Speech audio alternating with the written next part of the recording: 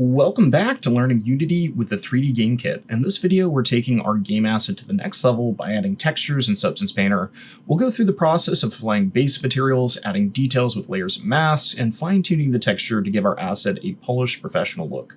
By the end of this tutorial, you'll have a fully textured model ready to export and integrate into Unity. So let's jump in and start bringing our asset to life.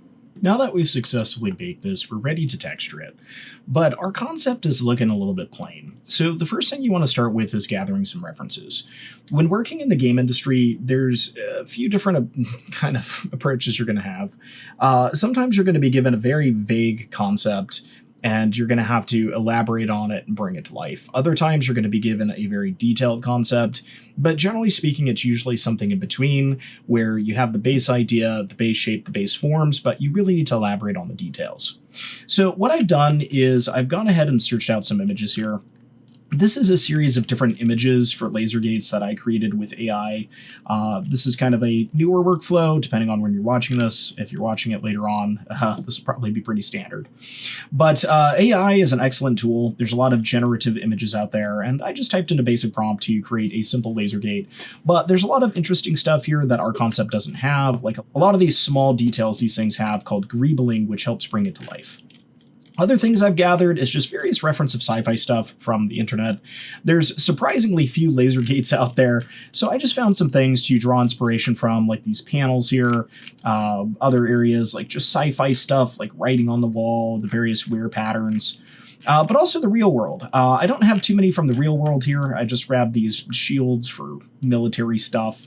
But you can see how there's some wear here from how it's being used, being out in the elements. So some good information. And just build yourself out a reference board.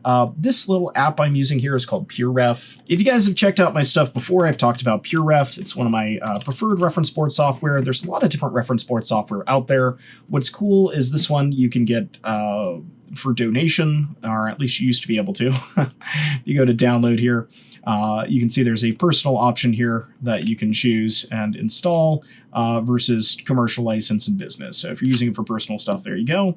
And you can see you can enter a custom amount, so you can pay what you want here. And I believe you can also try it out for $0. So if you just want to give it a trial, see if you like it, you can. All right, but gather some references before you dive in, and we're going to dive in and start texturing this. Now, as a disclaimer, this is not a tutorial on how to use Substance Painter, or a tutorial really on how to texture a game asset good. So we're going to do a very basic texture pass on this. We're going to take a look at an advantage these baked maps give us, but this is not a super deep dive. All right, this will kind of get you headed in the right direction though, and that's going to be our goal.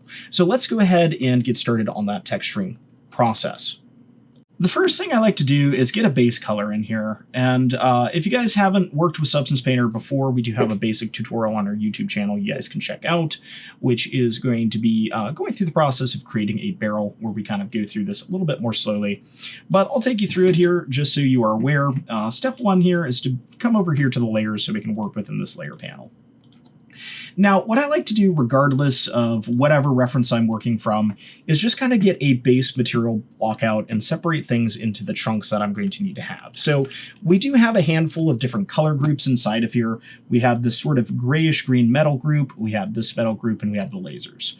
So let's get this base block out set up first, and then we can start exploring some of these maps we have. The first thing I'll deal with is the large chunk of the gray-green here. I can create a fill layer by using one of these fill buckets here. And fill layer is a great way to start with a base. This will create a base that fills in our entire UV shell here. If I come down to the bottom, I can go ahead and sample a new base color. And what I generally do is I just color pick onto my reference board. So you see, here's my reference board. If I click into here, it's not going to work out that well. If you guys have a single monitor, you can kind of move these and position them. I have a double monitor, so I'm just going to move mine to the other monitor, click this little button here, and just grab our base green color we have. So you can see we get that nice sort of military sci-fi green, and we can just name that sci-fi green. Now, the other really cool thing about these fills is you can also lay down bases here for what you want these to go with. So as it stands, I'm going to leave this be because we're probably ultimately going to use smart materials here. But this is going to let me get the base, and most importantly, that's going to let me get the mask set up. Now, the way I like to do these is by using mask groups, so that way I'm just targeting the object I want to target when we have a complex object built to multiple pieces like this. You can create a group here, but you could also use the more universal hotkey that groups have for 3D applications, which is Control-G. So you'll see I've selected that sci-fi green, hit Control-G, and now it is in a group here. I can go ahead and make this my metal panel. And what I can do is I can add a mask to it now. Now, you can add a mask up here as well if you utilize this tool here, which is going to give us different types of masks we can add. Usually what I like to do is add in something called a black mask, which is actually going to take everything away.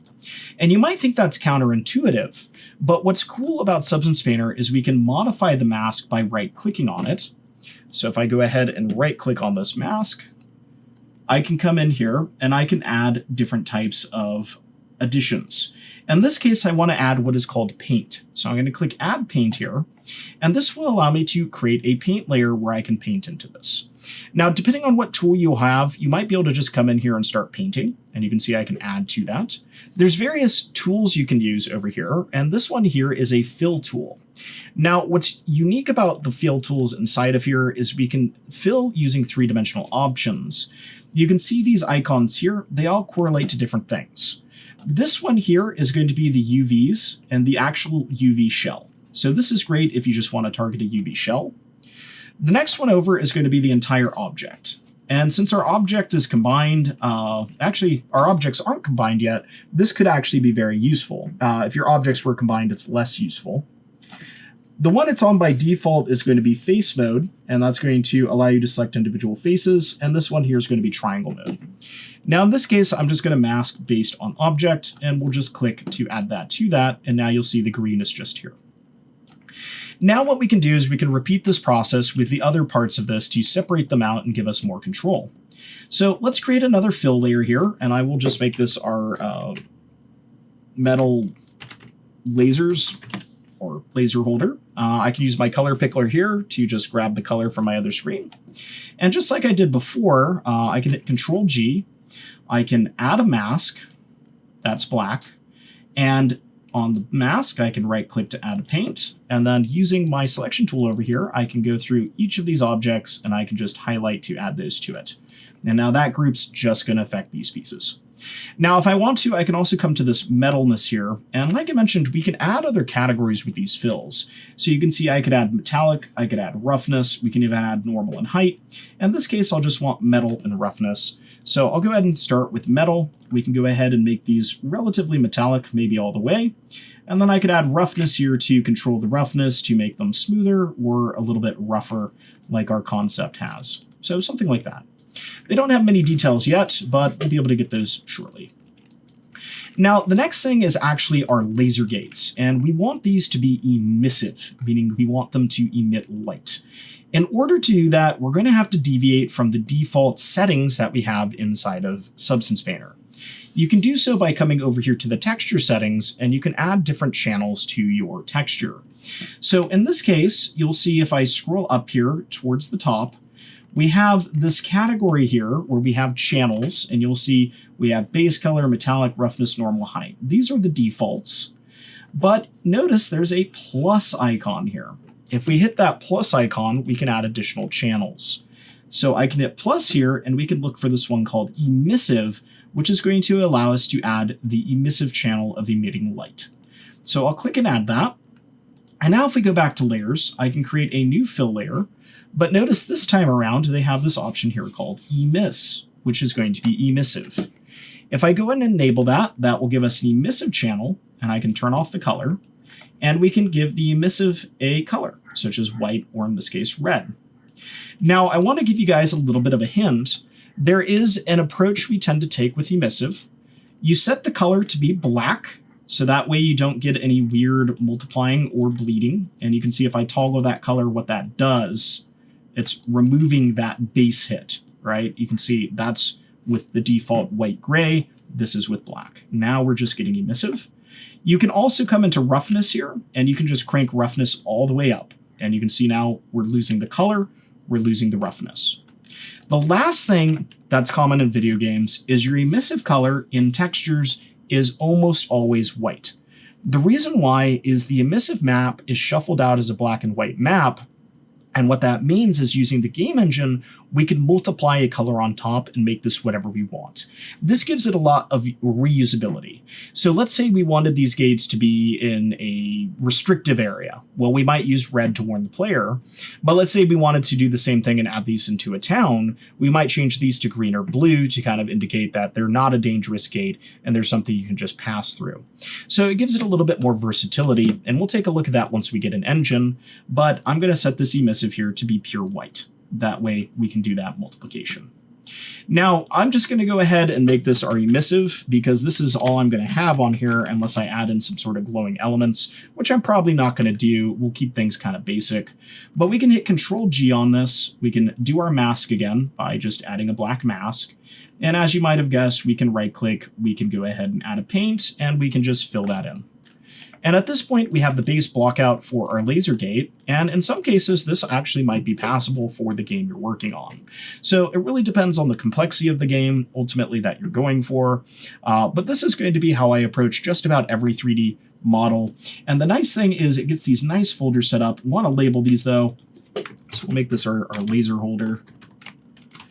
And we'll just make this our laser. And we can start filling these in. So what we're going to look at now is the bake maps that we got out of here, the information they contained, and how we can utilize them using Substance Painter.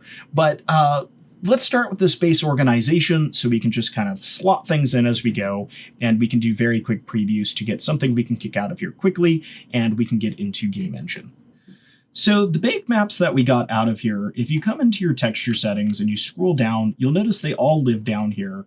And we're going to have access to a lot of these maps. We're going to have normal, world space normal, ID, ambient occlusion, curvature, position, thickness, and you might have more if you added those in. Now, a handful of these are actually excellent for texturing. Ambient occlusion and curvature I often utilize in various ways. The other thing is Substance can actually access these through its smart materials and smart masks. So we'll take a look at that in a moment. But I want to show you guys how to get these out of here if you do want to access them, and talk about different scenarios where you might use them. So you can actually find them in the textures bin. These various bins up here contain different elements, and right now it's on the material bin. So if we click to this one, this is going to be our textures, and if you hover over these, you'll see that it should have the name up here. Sometimes it takes it a bit. But in the textures here, you can search for these. So for example, I can look for something like my curvature, and you'll see my curvature map that I baked is actually inside of here. So if we wanted to use this in the color information, we can come in here to layer. And what we can do is we can go ahead and create a new layer here. We're going to use a new fill layer. This is how you apply textures in here. And in the fill layer, what we're going to do is we're going to drag our texture that we want to see into the base color input. And this is the equivalent of importing a texture map into Substance here. And if you see that, that will become my base color. So you'll see what we get with the curvature here is we get this nice edge setup here where our edges are going to be lighter or darker depending on if they're a convexity or a concavity. And it's going to have that across the entire thing. Now, this is very good for stylized game art. You can utilize this just straight up. We can go ahead and rename this curvature. And the way we generally apply curvature is by using a mixed blending mode, which is going to be our overlays and our soft lights. So if you come down here to the overlay, I can bring this on top, and what you'll see is happening here is that we are getting that nice edge wear on our base color while maintaining the color itself. If you guys would like to preview this in its purest form, we can use this toggle here to switch to color mode. I do this quite often. And we can just look at the base color. So now you can see how this is affecting the color. Now, the one downside of this is if you toggle your little visibility here, you can see that this actually darkens the model a bit. It's not our true color. So what I like to do is I like to right click and add a black mask, and then I just paint a little bit of white right here in an area that's not curved. And then on the color here, I will right click and add levels. And then using this level dial, I'll just adjust the gamma here till it gives me a nice invisible color. Once you're done with that, you can right click and you can release the mask here, remove mask. And what you'll get is just a lightening and a darkening of the edges without actually affecting the color. Now, usually we don't use this on 100%. We use the opacity here to dial in the amount we want. Things tend to have lighter edges and darker concavities just due to how wear works, so we could introduce a little bit of color here using that. Now, we can do the same process with things like ambient occlusion. I'll go ahead and create a new layer here and name this AO for ambient occlusion. If you're not familiar, ambient occlusion is the occlusion or blocking of light. So I'll type in ambient, in this case just amb works. And we can drag the ambient occlusion and bring this into the base color. Now, the common blending mode for these is multiply. So if we set this to multiply, you'll see that brought on top. I do want to take a moment to talk about this in a game engine sense. The ambient map can actually be exported from here and utilized in materials. It depends on the pipeline you're in, and it depends on what kind of rendering you can do.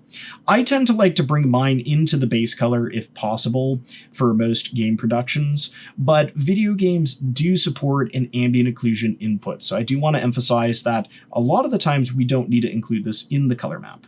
Now, when would we want to include this in the color map?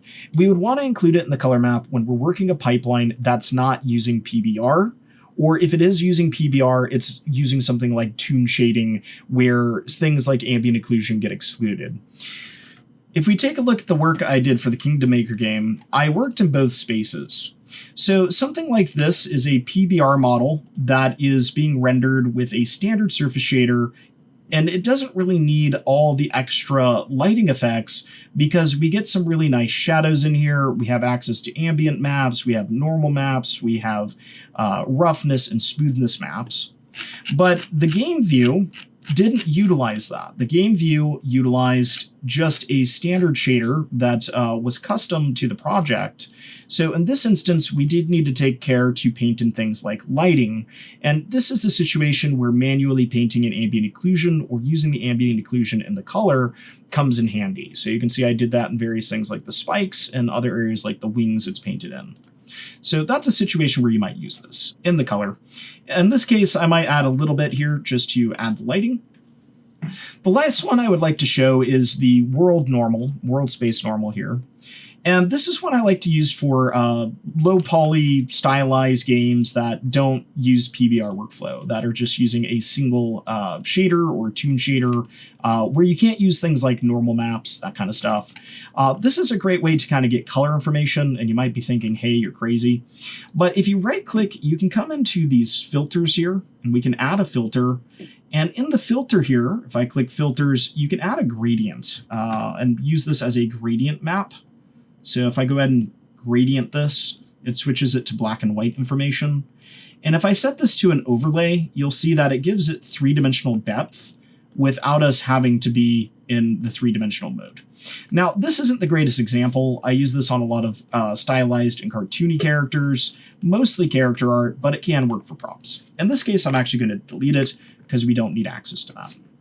So those are some of the common maps that we utilize in texture painting, but we don't tend to use them directly like I'm showing you here. The way we tend to use them is using smart materials or smart masks to achieve the effect we want. So let me give you an example of this. We have two different types of materials inside a substance. We have just raw materials, which generally apply a texture map of some sort. So for example, if I come in here and I search for metal, we could find some sort of a metal effect here, like metal brushed, and we could add this to this. And what that's going to do is it's going to give us a nice looking metal brushed effect, but you'll notice it doesn't really have a lot of story, it doesn't have wear and tear, and it's not really custom to my model. It's a great base to work from, but it's just not what I want. So I'm going to hit Control Z. If we come to the next material tab here, these are the smart materials. And these are materials that use the bake input to give us different results. So I'm going to give this a moment to load, but if I come in here, for example, to something like machinery, and I drag and drop this onto here, we're going to see a completely different result. And the reason is what's happening here is it's using all that baked information I created to give me a new result. If we expand these folders, you can see that we have rust, dust, and dirt, as well as a metal base. If I remove the rust, dust, and dirt, you'll see the metal base is just a material, just like the one I dragged on previously. But if I start to add something like a dirt, you'll notice that dirt actually has some information driving it. It's not just randomly placed. And if we click into the mask here, you can see there's a mask editor. What this mask editor is doing is it's using different parameters to drive it, of which, if we scroll to the bottom, you will see is our baked data, our world space normal, position, thickness, curvature, ambient occlusion. And if we take a look at the dust, you'll see the same thing, as well as the rust. So this is the reason having a clean bake is so important, is it's going to allow us to really quickly come in here and utilize these tools.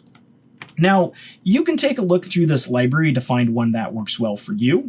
I may even be able to just find something in here that works perfectly. For example, the steel painted that I've added in here actually does a pretty good job capturing what I would want it to do. It's giving me some wear around the edges, giving me that old rustic look like this thing's been outside for a while, and giving me the paint effect that I would like. Now, there's a couple things I can do to make this usable in my project. For example, my metal panel here, I can make a folder, and I could actually just nest this underneath that metal panel here. So I can take my steel painted, and I can just bring it underneath here now. And you'll see it's no longer affecting the other layers, it's just affecting the metal panel. And then I can come in and I can modify this. So if we take a look at the smart material, and we just kind of break it down, you'll see there's this base metal, which has a bit of scuffing here. We have some surface detail, that's using my ambient occlusion information. Some edge damage, that's using my curvature map, and some dirt that isn't really using anything.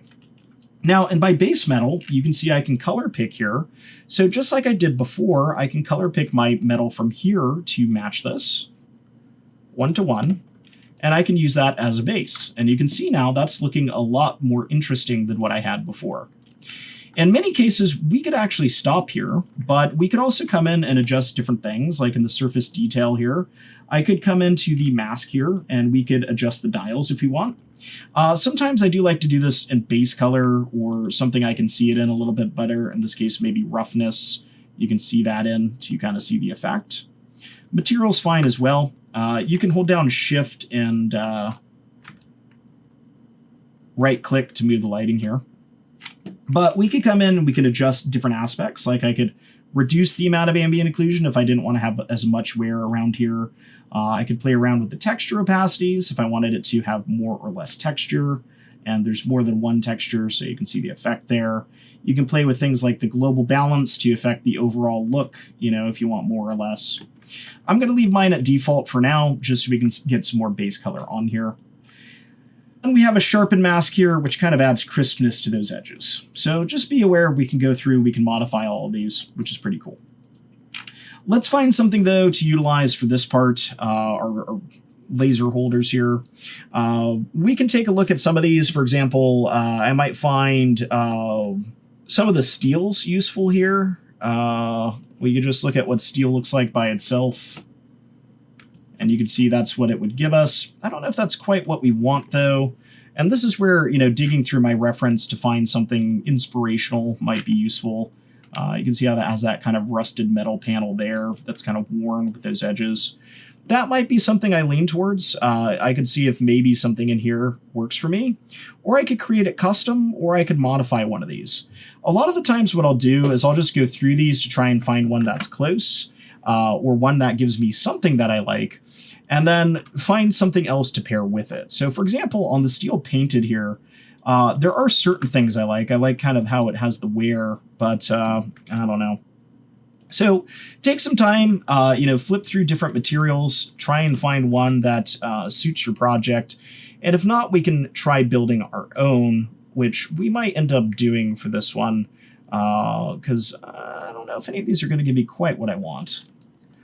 Ironforge is actually pretty good. I do like that one. That might be one that I kind of mix and match on top of here. Because I have these set up, I can actually just drag them into folders, and we can see how that looks. Now, that's pretty cool.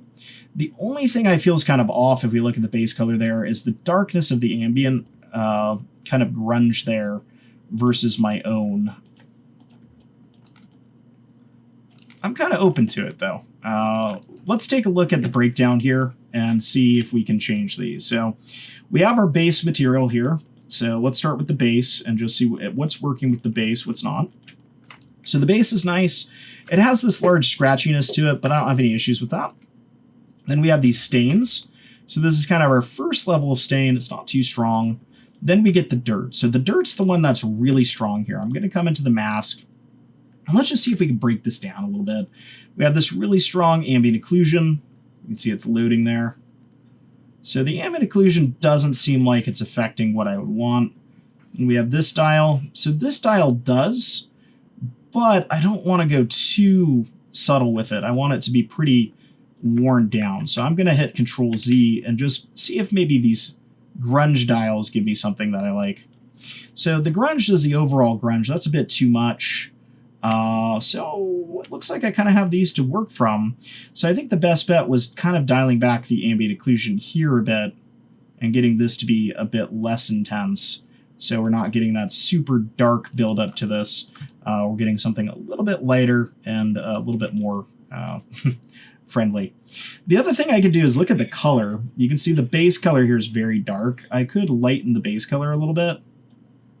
Or I could even come into base color here and take it from something else. So I think lightening the base color kind of helps. So there's a lot of different options we can do here to get that working and dial it into what we want. So take some time, you know, work with yours, get it to be what you would like it to look like. For now, I'm just going to kind of leave that be where it's at here and decide if maybe I want to do the occlusion a different way. So let's take a look at the next one, and then edges, and then finally sharpen. And that will dial that in a little bit more. I don't know if I quite like it, but I'll take it. You can see how that works. Now, in terms of doing this manually, we can also do this manually. I have this ambient occlusion and this curvature up here on top. We don't need these anymore. These don't actually really serve a purpose. And you'll see something kind of interesting. Remember how I said that was too dark? Well, guess what? It was actually my own ambient occlusion making that too dark. So I'm going to delete these because I don't actually need those.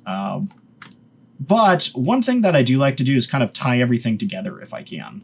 So we can also set up our own custom materials. So let's talk about that real quick.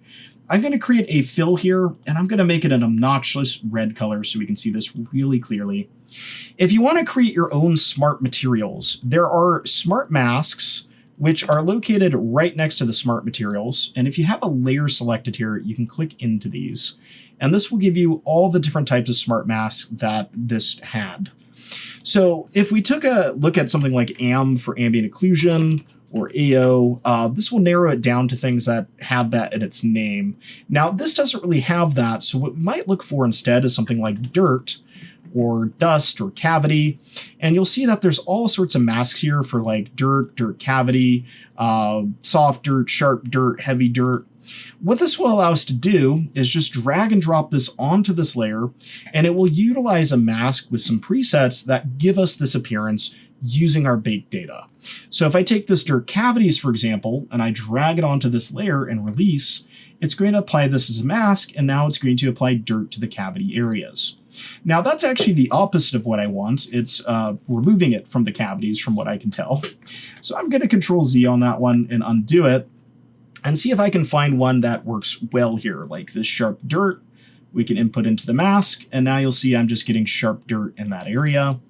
And we can play around with other things too, you know, dirty dry, dirty dusty, dirty leaky. We can look at all these and see what fits us best. In this case, I think the sharp dirt is kind of what's fitting it best, and that's interacting between these two. Now, from here, I can come into my masks. I can edit things. In this case, it'd be my dirt mask, probably. For example, I could play around with edge masking, which is going to be where the edges are located. I'll leave that at the default. We could change the grunge amount. So if I wanted it to be just kind of a subtle effect that blends these two, I could. And we could increase the dirtiness level, all that good stuff. In this case, I'll just play around with the grunge amount here. And my goal with this is to just kind of integrate these together so they're the same, or look like they come from the same. Now to turn this into something dirt-like, I can come into the color here. I'm going to stick with the warmer colors and look for kind of a warm brown, like so. Then I can come into things like the roughness, and I can increase the roughness here. So I'm going to make that roughness fairly high. And if I take a look at the base color, we can see the effect this is having and kind of the area it has. And then we can start blending this. Now I'm going to use the opacity here to blend. In this case, I'm going to blend color. So I'm just going to add a little bit of color. So there's not a whole lot there. And the purpose of this is going to be more for that roughness to kind of interact between them. But if we look at the base color now, you can see this is going to add some dirt and some grunge to that area using a smart mask. I do, however, not want it on this laser here, so I can put the laser above everything, and then I don't have to worry about that affecting it. And I could just name this like our AO dirt for ambient occlusion dirt. Notice this one's not in a group because I want it to work across the object.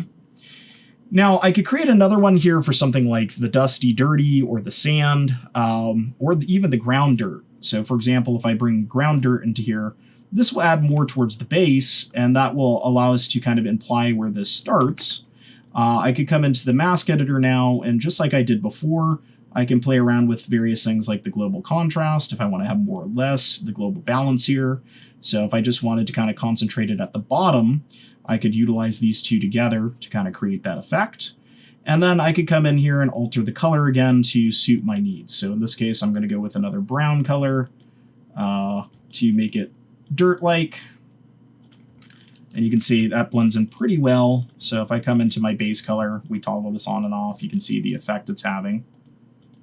It's actually surprising. That's not exactly what I was expecting. Let me change the color again. Okay, that's interesting. So I guess we can play around with that. I'm going to go with a lighter color to kind of make it look more like sand. And then we can, once again, just play around with this. So we can come into things like the roughness channel here. We could add roughness to this. We could crank that up so this has a lot of roughness to it, and it's making those dirt areas more scuffed. And then with the base color, I could dial in the opacity here.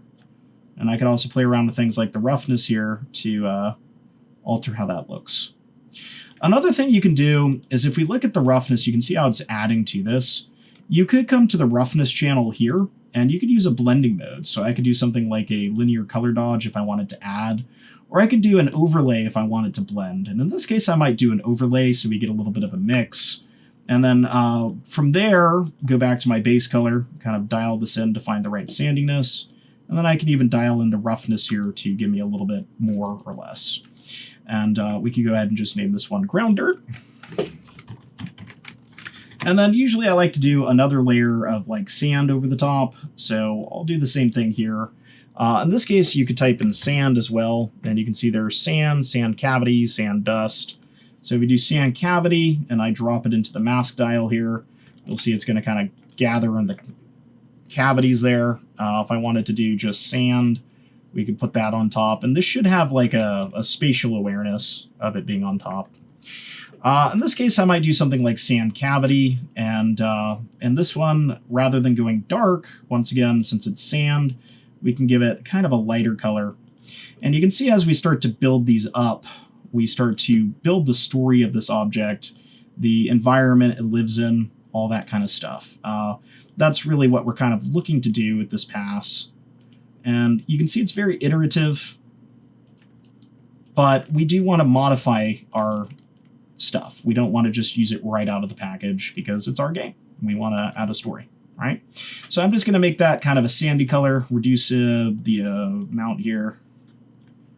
I'm going to come down to our, or switch over to our roughness here. I'm going to overlay that like I did before and add a roughness to this. And then just make that a bit rougher in those areas if possible. I might look at my roughness map here now. So we want that to lean towards the light if possible. In this case, I'm probably going to set to a screen just so I get a purer form. And I just want that to have a little bit more roughness maybe in those areas to kind of catch. So something like that. And this is feeling pretty uniform. So if I come into the base color here, you can see those areas. We can actually add more masks to our mask by right-clicking, and we can add a fill, for example. And I could come in here to my textures, and I could just look for something like dirt, or in this case, I might even look for like metal. I guess dirt will be better. And I can pick one of these, like the Grunge Dirt Scratchy. I can drag it here into the grayscale. This will apply this over the top. But more importantly, since I just want this for a little bit of breakup, I could set this blending mode on the mask to something like multiply. And I could adjust this dial to dial in the amount. So you'll see now, if I toggle this, we're just getting a little bit of dust in those areas and not a lot. Likewise, I could come into this mask here, and we can change things like the balance to change its strength. But I could also change things like the tiling for the amount, which is interesting. You can't really see it here very well, but that's a way we can kind of add some breakup here and make it so that these aren't perfectly tracing the edges of our object. All right, so at this point, this is looking nice and dusty. I think this is enough in terms of just our base generators here. I'm going to name this our sand. And what we'll do next is take a look at adding a bit more story by coming in and not just thinking about the material, but the actual textures that are on the surface. So now that we've gotten this base, we're ready to start kind of building a story and adding some detail to this. And this is going to be one of the huge aspects of game art, which we're not really going to get into too much here, but just to kind of talk about the process. This is where our reference starts to come in. We can come in and we can look at some of the various elements in here, and you can see all these greebles and different platings we have. Those are going to be different things we might want to add in some way, and we could potentially do that via normal maps, especially in Substance Painter. These little glowing doodads. In terms of the paneling, maybe just something to make it look less flat. Other things we have are like restricted area paint, caution signs. So I think maybe something with text could be kind of fun, maybe indicate what this gate is. We could even look for things like caution stripes. Now, what's cool is Substance has a ton of stuff in here for us to build with. If I go and just remove this dirt term, you can see there's a lot of different patterns in here that we can look through in terms of the texturing. So this is great for grunge and building up detail, but it can also allow us to add in micro surfaces like this. And you can see there's all sorts of different alpha panels here that we could potentially use to add some detail to this in terms of like a normal map. We also have the actual alphas here, and if we come into the alphas, we can see that they have a wide range of different things. It's taking a moment here for mine to load. But you can see we have different things like hazard signs. We could look for like do not enter type signs, and just kind of find stuff that's going to work for our particular scene. The other thing we have access to is we do have access to text over here. So I could add in some sort of sci-fi looking text, and I think we're going to do that. There's a lot of different fonts here we can add. Now, in terms of adding these, one of the best ways to do it is on top of a material, and we can actually look for different types of materials in here, or we can build our own. So if we go into the smart materials and you look for something like paint, there's a good chance you can find paint or like painted metal, which is interesting. We kind of already used that, right? So I believe we have a form of painted metal here. But if we wanted to keep that paint type effect, we could, for example, drag this onto here as a new layer. So let me just make sure I'm kind of above my stack and drag this into here. This should change the entire smart material color, but just like we've done before, we can mask it by something. And the other thing is we can change the color of the paint. So remember, if we come down here to the base, this is where the base color lives. We could change this to be a different color, like a white color. And if you have a reference you can pick from, awesome, but I don't, so I'll just kind of make it up here. We could come up here into the white area or even grays. So I might go for more of a middle gray so it doesn't blow out. And you can see now we could mask something like text to this. So how are we going to do that? If we navigate over here to our text. So I'd want to look up some sort of military style looking text or sci-fi looking text here. I might even be able to type sci-fi and see if anything comes up. I don't think military will have anything there. So I'll just have to find something that I feel looks nice and works for what we're going for. I think the stencil one here looks kind of like what I've seen on military stuff. So now that we have this, we can come up here and we can apply a mask to this. So I'm just going to right click and create a black mask. And then on this, you can right click to add a fill, And you can drag and drop your text into this fill here. And it's a little bit tricky to find, but this parameter right here is going to be where we type, and then we're going to be able to move it. So what I'm going to do for this one, you can see it kind of written across the UVs here in lorem ipsum, is I'm going to make this gate in all capitals. So let me get here to where it's at, under parameters, GATE, and then maybe we'll add some sort of number like 0, 1, 1, or 0, 0, 1. And in theory, we want this to probably change, but in this case, we're just going to leave it be. Then I could use this box here to move it. You'll notice it's tiling. Whenever you use these textures, you're going to need to change this UV wrap from repeat to none. But what we can do is we can go ahead and square this up on our gate here, and we can decide how we want this to look. So in this case, I want gate to be nice and big. So I'm actually going to take the gate 001 and bring it underneath here. And I actually might make it same width as this. So I might make it something less memorable, 1598, something like that. So gate 1958. And what we'll do is we'll add some fading to this to make it so it can't be as easily read. We also have to decide, you know, where would this be at? I think normally here would probably be a good spot. And we can start to adjust some of the parameters of this. So I want this to be on there. I want it to look decent. Our gate 1598. I think in terms of color, we can adjust the color a bit more. So I'm just going to come into the base here, and I'm just going to start boosting this up a bit. I also might take it more into an orange instead of a yellow, so that way it, instead of a green, so it contrasts a little bit. But I don't want it to blow out, so I'm going to make it kind of a mid-tone here. I can also consider introducing color with it. A lot of our other buildings have color. Another thing I can do is I can give this some height. So you can see there is a height channel here. If I go ahead and come down here to the height, I can set this to something like 1. And it looks like that's not really making a big impact on this versus having height turned off altogether. So that indicates to me is the height's probably coming from something else in here. So I have to take a look at these different things here. We have these stainings, rusty. We could also add one at the top of this just to do our own height. So for example, I could just add a layer on top. I could turn off the color here, and I could look through height, and we could play around with increasing that. So something like that could give it a little bit more of a lift off the surface, just so it feels a little bit more like paint. And that's kind of intense, but I'm okay with that. Maybe I'll do it a little bit lower, 0.01, and 0.02, 0.03, 0.03. Okay. Now, I want this to feel more worn, so we can actually modify this now. This is our text here. I can actually double-click this and name this text if I want. But to make it more worn, I could add another fill here, and we could go ahead and go into our textures now, and I could just look for like scratches or dirt. So you can see we got these ones here. I could also look for paint. This is kind of an interesting trick.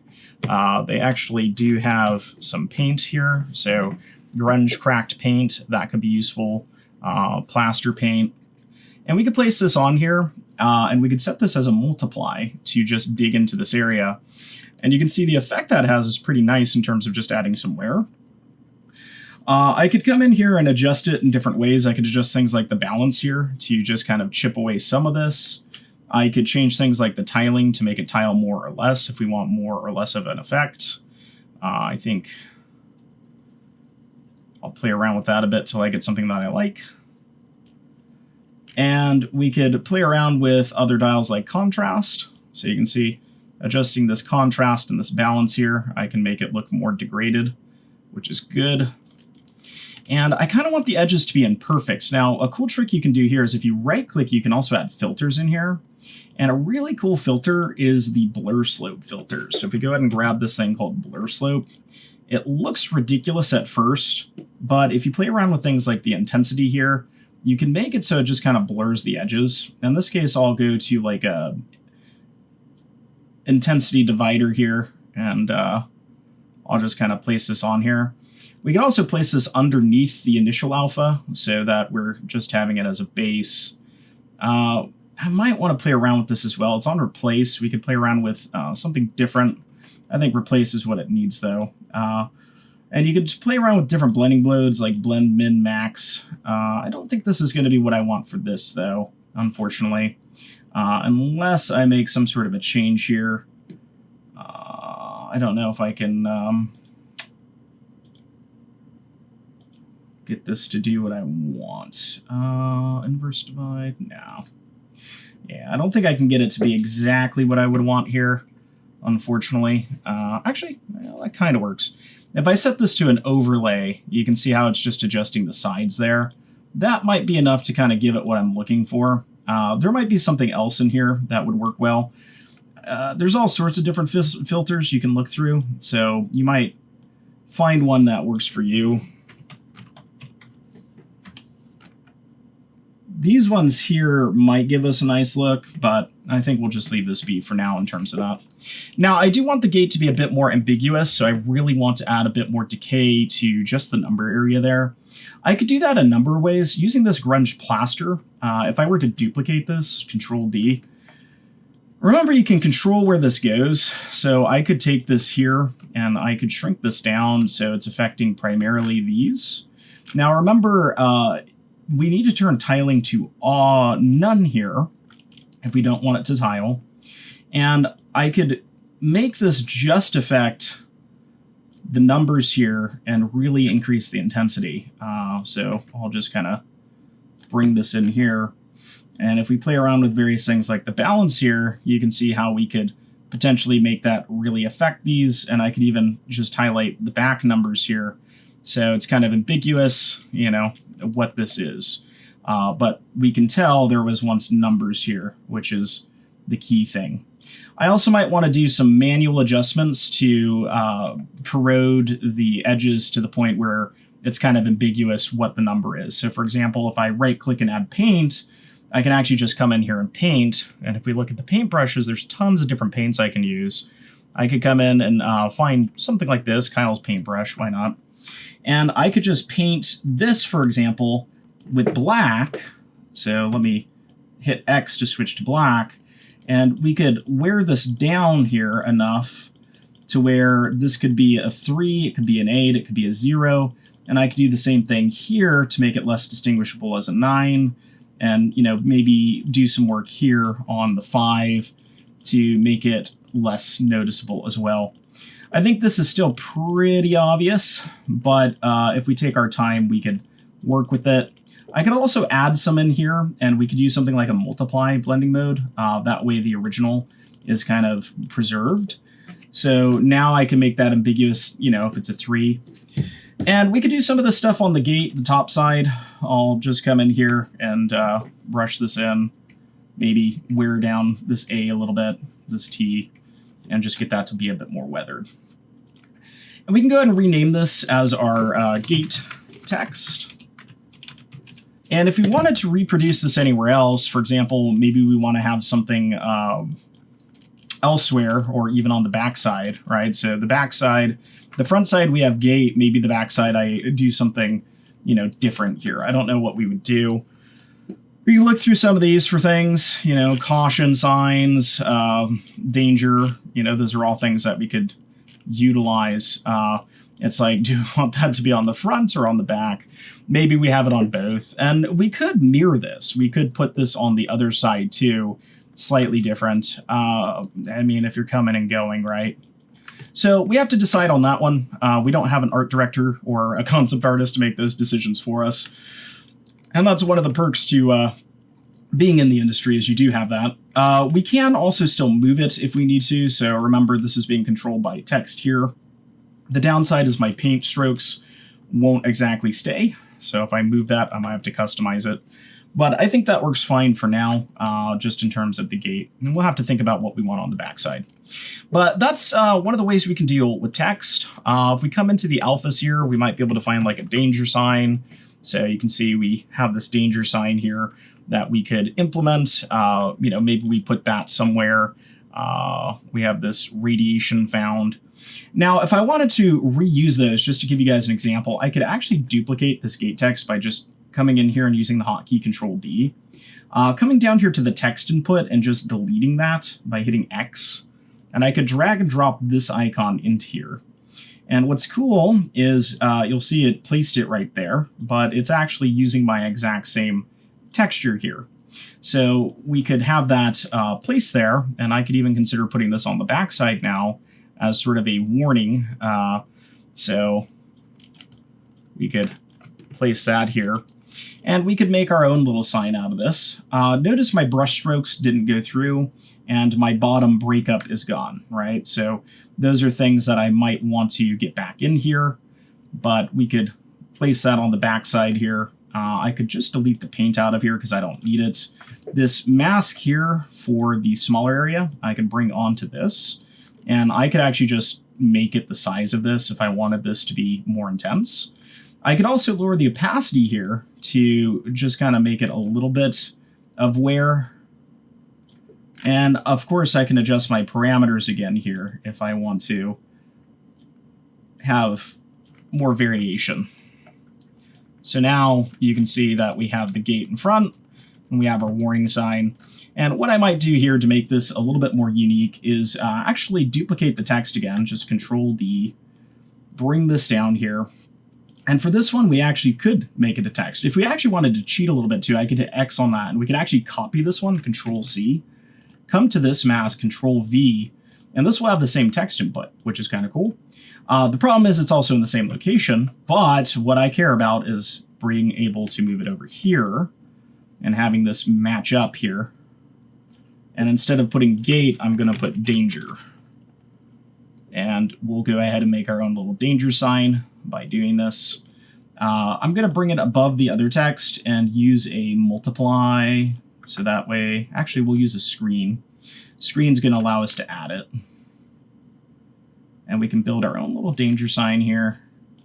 And just coming back into our grunge breakup, I can bring this down over this danger sign. So that way it's there, set up nicely. All right, so that's going to add a bit more character to this. And remember, this is going to be mirrored, so we'll have the danger on the other side. I probably want it to frame up to be about the same. So I am going to move these down. I'll just move the text and the logo down. I'll start with the text since it takes up the width here. We'll bring that underneath here. And then we'll bring down our danger sign. I might also make this bigger. And then we can bring down the grunge here to affect both of these. And we can always play around with this. You can see I'm kind of like stretching it out here. But something like that, you know, could be decent. And we could, once again, play with this contrast here or balance to make it more or less faded. But it will have the same setup as that side. All right. So that gives us a little bit of context there, a little bit of graphics. We can still add in some things like normal maps, normal detail if we wanted to. So for example, if we come into Substance, it has a lot of these hard surface things here. It has these circular areas we could use as bolts to show construction. So for example, if I wanted it to look like, you know, this was bolted down, I could consider doing that. And sometimes you can pair this with things. So let's give this some context. For example, if I come in here to the steel painted, it could be good to actually add these into here and add a mask on top of something. But let's start with this just to kind of show you how it would work. We could set up a layer here, a fill layer. We could turn off color, but turn on the normal here. And in the normal, we can add in one of these. So for example, we have these circle large bumps. Maybe I want to use one of those. I could look through here and maybe look for other shapes. You know, maybe there's something that looks more appropriate, like one of these bolts. Might look interesting for the construction of this thing. So maybe we go with, yeah, I kind of like it just being one of these. It's kind of sci-fi looking. We can bring that on top. And if we do that, you'll see this is going to impact the normal map. Now, if I hold down Shift here, we can actually bring this and we can place this if we want. So I could place this in this area. And just like we did before, we need to come in here and set this to none instead of repeat. But you can see how that would create this sort of rivet look here, and that's going to be in the normal detail. So just like our bake map, we're going to see that there. Now, I'm also noticing a bit of an issue here with our bake map, which is unfortunate. I might need to rebake that or check what's going on there. But we're too far along to care, so I'm going to leave that be for now. But anyways, I can place this here, and I can just name this rivet normal. And if I wanted to, I could Control D to get another one, or double the intensity there. For this one, I'm just going to shift drag down to here. And since this is a forward-backwards type thing, as you might have guessed, duplicate here. The way I'm doing that is the way you do it in Photoshop, by the way. It's Alt-Drag is one of the methods you can do. So I'll just drag that over. And then this top rivet, I'll do the same. I'll just Alt-Drag up here, and we can drag that over here. And I'm going to put all these in a group, just Control-G, and we'll go ahead and make this our rivet normal. And I'm going to come down here now, and I'm going to play around with our initial paint down here. So we're going to come down here to this guy, our steel painted. I'm going to put the normal maps in here and see if they work. I might have to play around with it. So it looks like they do work. I'm going to place them on top. And inside of here, we have these edges damaged, which is being controlled by a mask.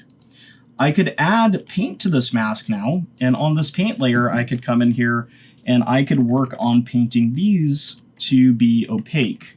So we could paint these in. Now, I'm going to switch over here in my brush to basic hard. And that should act like our basic hard in Photoshop. And what I can do is I can carve this in here, and I can make this look like our metal rivet. So you can see now we're cutting away at the paint, and we're revealing our normal, which is a nice little way to add some detail here. I'm painting back in this area because the height is a little bit different, which might be a problem that we need to address. But something like that, if we look in 3D space now, you'll see we'll make it so that bolt stands out nicely. And we can continue playing around with this. We could also add a mask to this, which is kind of interesting. We could try feathering it, in which case I actually might put this underneath this one. I might switch this from screen or normal to screen. And then on this one, I could add a filter. And this is actually where that blur slip sometimes is good.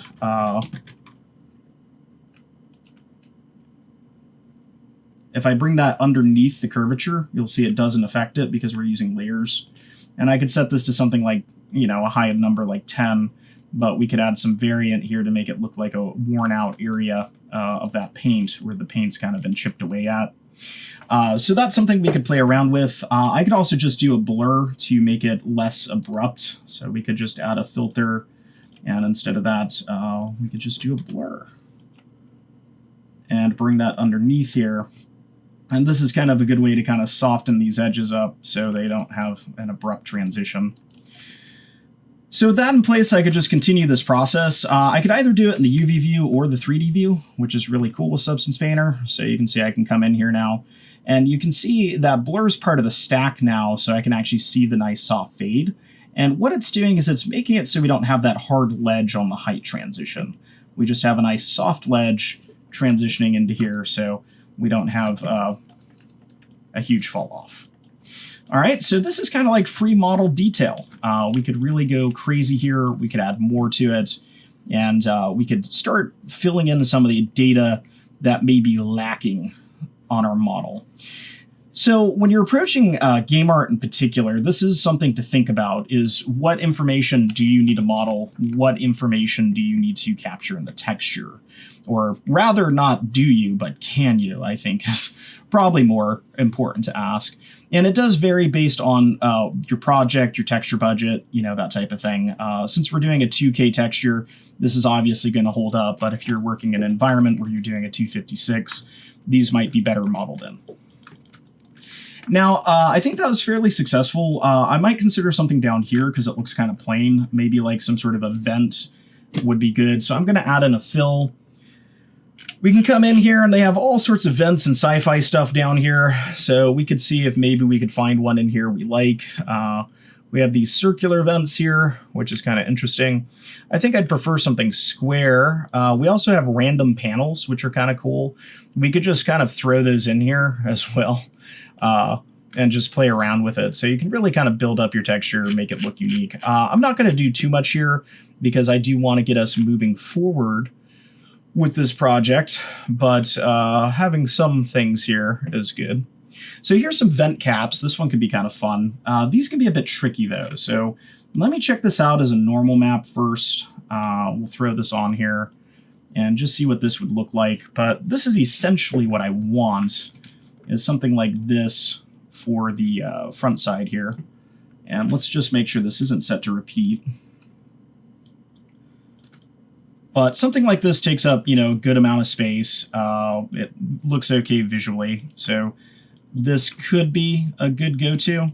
The only problem is we need to come in here and we actually need to texture these. I could also play around with one of these other vents. We have this one here that just looks like a slope. Something like that might be a bit more appropriate. I don't know what way that's interpreting, though, because this is like a side vent. A side vent could actually look kind of neat now that I'm looking at that. If we scale it correctly here, we could have that side vent in here, and you can see how that looks kind of next to that. The other thing, too, with the side vent is we could potentially try and make it taller if we wanted to. But I think having something small towards the bottom like that looks kind of nice. So I like the breakup that has, and it goes away from the center, so it gives us some nice shape language. I'm going to duplicate that and just bring it over to the other side as a new one. And let me just make sure that looks correct. So I want to rotate that the opposite way because I want it to look like the air is blowing away from this. Like so. And then I think those are the same. Yeah. And then what we can do is we can start to modify these through texture. So we're going to just name this vent 1, make this vent 2.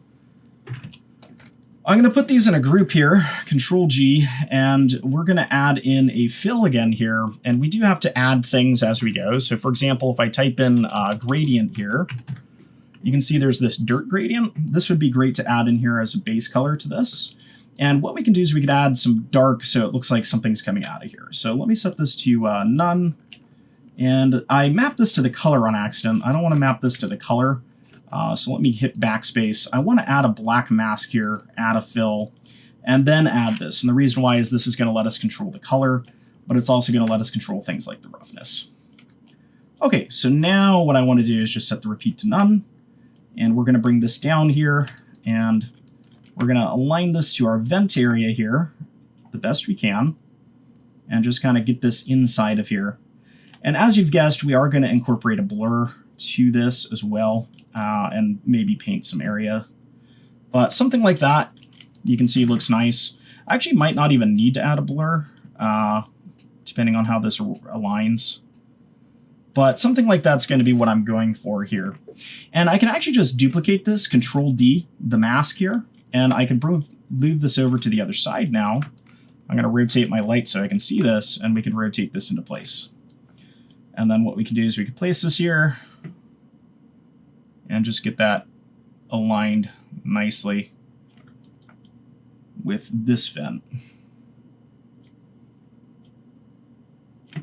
And I actually have to make this one a little shorter. It makes me think I probably need to make this one a little bit shorter too. But that'll get that in there, and we can play around with this now in terms of color. So I could come to the color here, and we can make these nice and dark and grungy, like this has been, expelling smoke or dirt or something. The other nice thing is because this is a fill, I can come in here to the roughness, and I can actually take the roughness here, and I could just crank that way up. So we're kind of losing all that, and we're getting that nice dirt effect. So it looks like a dirty vent there.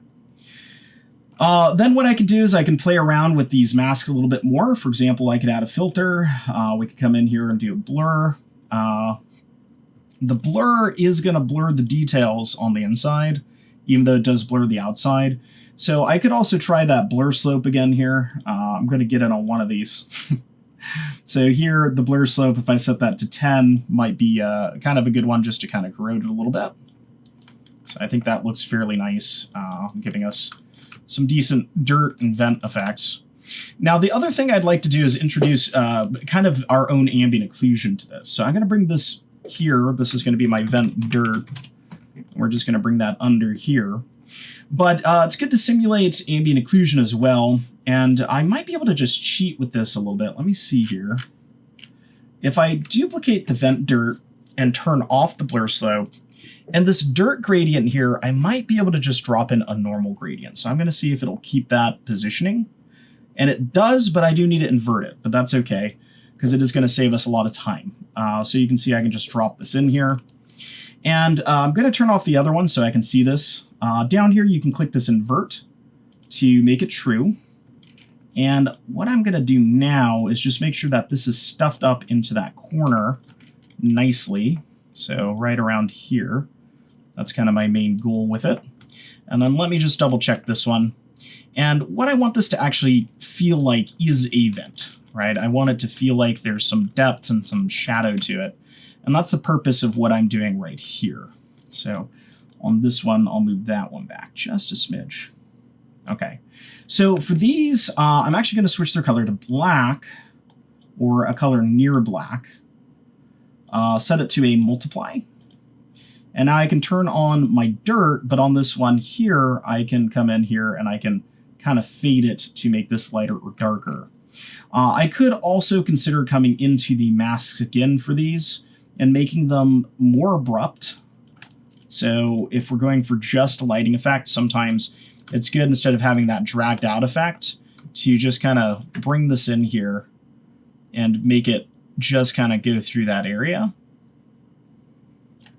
And I can zoom out, and you can see how that's adding, you know, a substantial amount of depth to these visually. So we can kind of decide how we want that to play out. I actually might just leave them be here and just dial the opacity to make them a bit darker. And even on the vent dirt here, dial in the opacity now that we have both of these. But you can see how that makes it look like it has depth to it, even though it doesn't. So that way, in our game, it should also read like it has some depth to it, which is nice. The one issue is I did the opacity on the roughness, and now that I'm looking at it, that's part of the problem. I need to do it on the color here, the base color.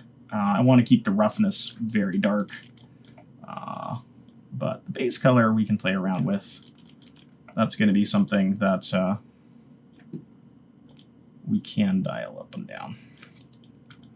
All right, so we have our vent in there. We can go ahead and just name this vent. And I'm going to bring it underneath the dirt and see what happens. We do have a lot of this stuff here, right? We have these sand, ground, AO, dirt. Let me go and bring that under. That helps kind of ease it in there, integrate it a little bit. And then I'm going to do the same thing with the text. We're just going to bring the text down here underneath the sand, AO, dirt that we created. So that way it has some grunge on top. And I feel like this area is still a little bit empty here. So maybe I'll go ahead and add one of those cool panels they had. We could just add another fill here. We could come in here to our normal map. And we can go ahead and look for one of those panels. I think they were under texture, though. They had some pretty cool ones. So these ones here, this looks like a latch. I kind of like this one. Let's take a look at that. It's a little bit fancy, but it kind of matches our interesting shape language. And we can scale this down, set this to none, so that way we don't have all these repeating panels. And I'll just bring it onto here, like so. And then we're going to have to do a bit of texture painting, but welcome to 3D. So this would be like an axis panel. So let's see if that looks nice or not on our image here. And it looks all right. I'd prefer the slope to face the other slope, so we're going to go ahead and maybe rotate that. This one also looks kind of complex to paint, which I don't know if I feel like right now, but we can play around with it. We can use some of the same tricks we did, like the gradient here. We can bring in some of the paint for that other area. So let's give it a shot. I'll just make this my panel, Control D that, and then just Shift drag that over so it's in approximately the same spot. So let me just group these. We'll name this one panels. And just like we did with those upper ones, we'll want to bring these down and integrate them into our texture. So I'm going to bring these all the way down here to my paint area. That way they are in this region. And just like I did before with the steel painted here, I think we did the rivet normals underneath here. We can look for where that painting was. So I think it was on the edges here, edge damages. We could add another paint layer, and we could just go to the town on this area here, painting this. So I'm going to bring it under the blur just like I did before, so we get the same results. I'll come in here and just start revealing some of these areas here. So that way we get that transition between metal and non-metal. And then we'll have to do a pass kind of painting that, manual grunge and ambient occlusion into here, because these aren't part of our baked maps. So that's something to think about. You will see, however, we are getting a little bit of grunge, which is kind of nice from all the layers above this. So if we did just want to kind of pass this off, there's a good chance we could without having to do much extra work. I'm also going to paint these to be metal, just to kind of create some visual separation on these forms. And add some more depth to this piece and some more visual breakup to this area. I haven't really added many colors. As you can see, we've kind of just stuck to mostly the same. So we could if we wanted to. This is one of those areas where I'm a little bit iffy on if I need the blur on this particular panel, these side ones. I feel like these might actually benefit from a sharpen, just because they're kind of in here. But I think from a distance, it's not going to matter. And we'll just do the same for this side.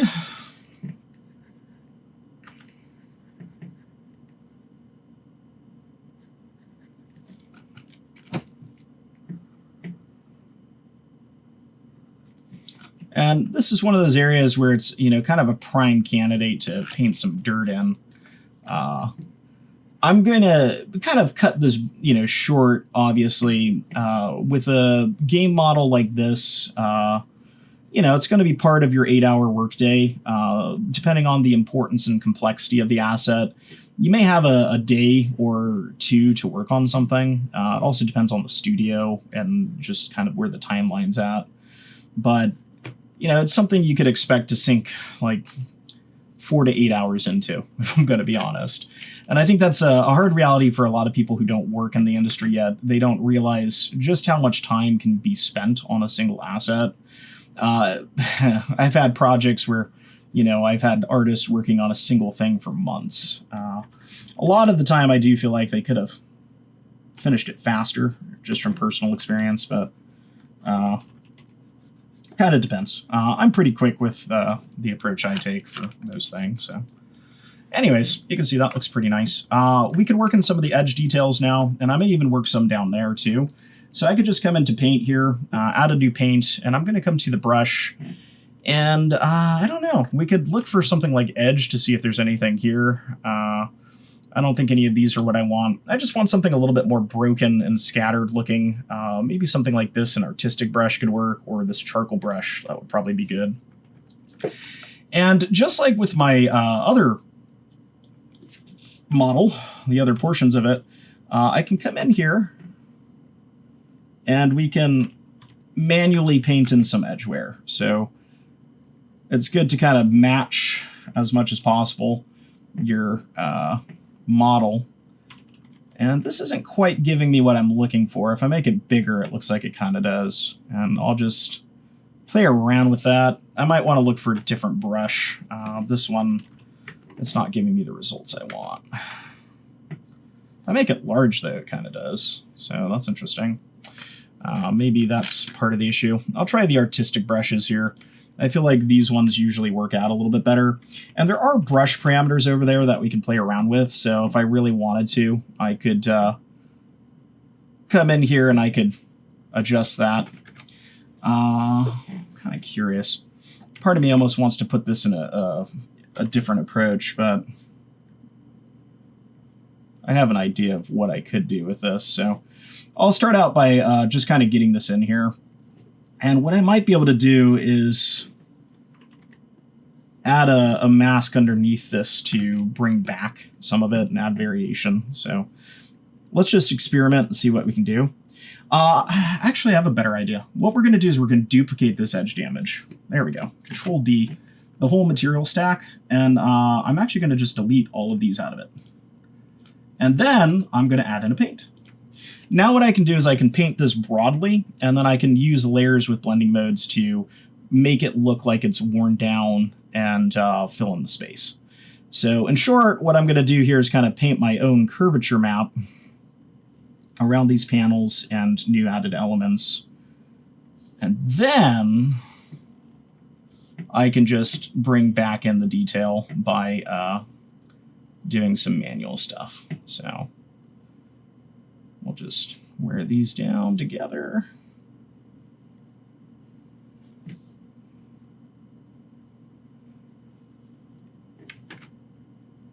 All right, so I'm going to speed up this painting process so you guys don't have to watch me do these paint strokes for like 20 minutes. But, you know, it takes time. Hopefully, if you're wanting to become an artist, you're already aware of that. And not just aware, but maybe looking forward to it as well. All right, so now that I have these panels here, they look like they could use some love.